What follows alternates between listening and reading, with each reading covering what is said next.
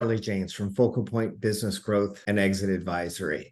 Today, I'm just going to give you a short introduction to what exit planning is and why you should do it. So here are the problems. Only 17% of businesses put up for sale actually sell, and 80% of the owner's net worth is in the business. Only 30% of family businesses ever transition to their children, and 70% of the time, owners regret selling the business within 6 months, and only 5% of the time are they happy with the money that they get. So this causes a lot of stress and anxiety. It impacts the livelihood of the family, not only for the owners and their retirement, for generations to come. So it's worth it to put together a plan. I got a certification from the Exit Planning Institute in Cleveland, Ohio. They help advisors of all different types work together on a common process to get the best possible results, the highest sale value of the business, but also the maximum abstraction of legacy wealth for the owner and the generations that follow. There are 3 steps. There's the discover phase, where we do a business valuation, but we also assess your readiness to leave the business. Do you have other hobbies, or do you have an idea about what's next? And then finally, we also calculate what number you need to live the life that you want after the cost of selling the business, and that factors in all your other income opportunities as well. So from that, we jointly create what we call a prioritized action plan. And I would be a value advisor in that process, but your CPA, your attorneys, your financial planners need to be involved. So that's why it's good to have an advisor coordinating all that, because you have your day job. And that's one of the reasons why people put off planning, is it seems too hard. If you get a business valuation, or the business valuation that we generate is, will give you a value of your existing business with a multiple compared to all your other peers in the industry.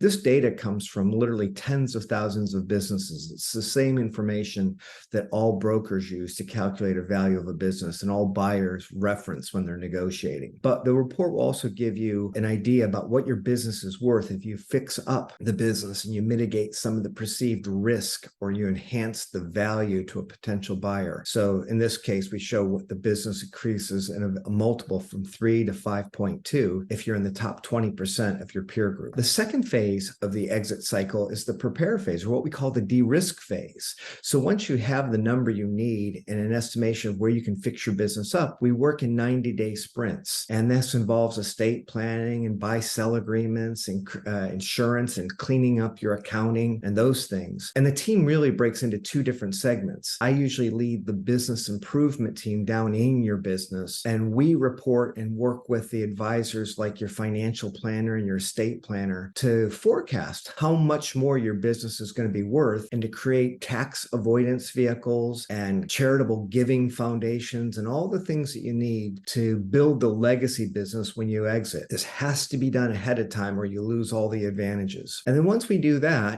every 90 days, we're in a position to say we can buy or sell. This might seem kind of strange, but imagine a scenario that happens all the time where you get an unsolicited offer, maybe from somebody who just wants to buy a lifestyle business. You're curious and you start negotiating with them, but there's 2 lessons here. You should never negotiate. We should have a broker, a professional intermediary available, just like you would a real estate professional. But ideally, we don't want to sell to just somebody who wants a job. We want to sell to a qualified financial buyer who sees a great financial gain in growing your business and adding their capital and resources, or better yet, a strategic buyer that sees your business as a crown jewel that makes the overall business they have even more valuable. It might be expanding their business out of state into your lucrative territory here, maybe in Florida or anywhere else, but it could be a whole bunch of other factors. So just understand that we want to create an auction so that you're not getting a multiple of 3 to 4, but if we find the right buyer, we create multiple bids and the business multiples 10 or 20. So I'd love to talk to you more about that. I'm Charlie James, Focal Point Business Growth and Exit Advisory, and I hope this has been helpful. Have a great day.